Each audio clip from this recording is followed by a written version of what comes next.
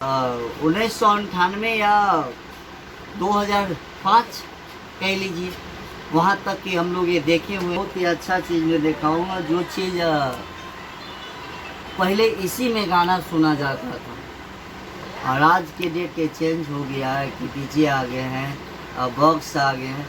ये हमारे दूरसंचारण थे जिनका नाम है रेडियो, और इसी से हमारे जितने भी लोग होते थे सब इसी में मेमोरी लगा के या चिप कार्ड लगा के यही से सुना जाता था। और ये एक ऐसा चीज़ था कि जहाँ से पूरा दुनिया संसार की न्यूज इसी में दिखा जाता। और आज के डेट है और मैं इनको देखा तो मैं बहुत खुश हुआ कि आज मुझे करीब 1998 या 2005 कह लीजिए, वहाँ तक कि हम लोग ये देखे हुए हैं रेडियो, और ये आज देखने को मिला तो बहुत अच्छा लग रहा है।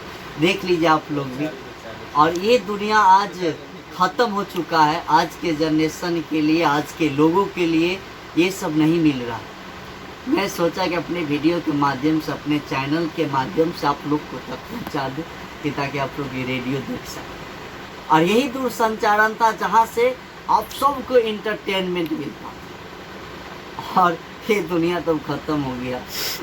बस याद रखना है सारे चीज़। चलिए, लव यू, दिल से लव यू। हम बबलू प्यार लव। नमस्कार।